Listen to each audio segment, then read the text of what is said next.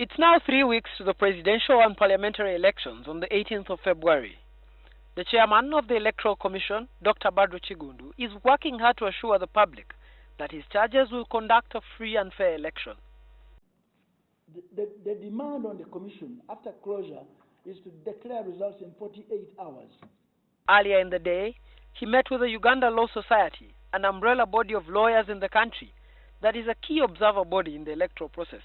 Mark Minor, an elections expert, laid out the components of the election that matter. We put a question about whether Uganda should stop being a democracy. And 90% of Uganda say yes, it should stop being a democracy. Is that change democratic? Because what that change does is to remove future choice. Incumbents have discovered that it is possible to increase electoral transparency without increasing electoral accountability.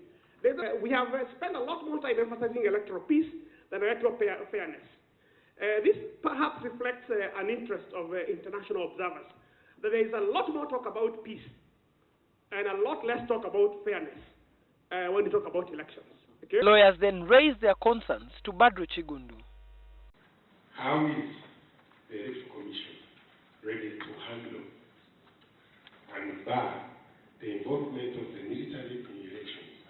The Electoral Commission chairman says he will not hesitate to call on the army if there's an overriding need to secure election materials.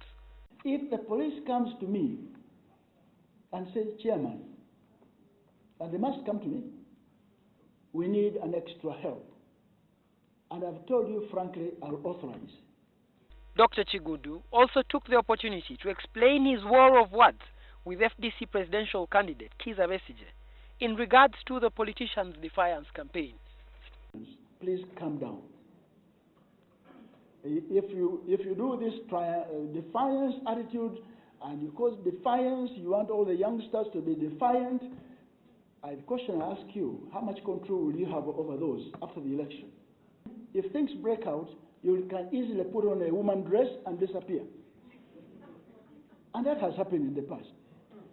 Put on a busuti and make way out of the country and leave my son, your daughter, who had been inflamed, to suffer the consequences. After his presentation, the lawyers fielded another set of complaints on the electoral process.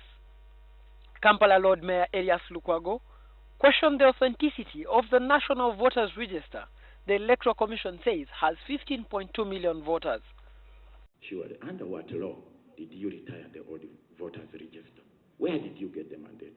If you looked at the provisions of Article 68 of the Constitution, your mandate is strictly to compile, update, and maintain a voters register. Where did you get the mandate?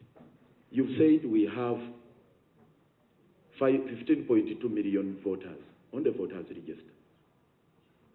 15.2 in a country where we have 35 million Ugandans. Convince us that that is a genuine voters register. Lukwago also laid doubt on the capacity, will, and impartiality of the Electoral Commission to deliver a free and fair election. You've made a humble appeal to us for once to trust you. I quoted your words, for once to put trust in you. Question, isn't this or that a tacit admission or an express admission that we have no confidence in you?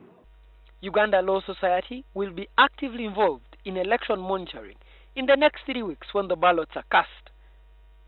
The Law Society is mandated to advise the state on matters pertaining to and about the law, a mandate that is handed to them by an Act of Parliament.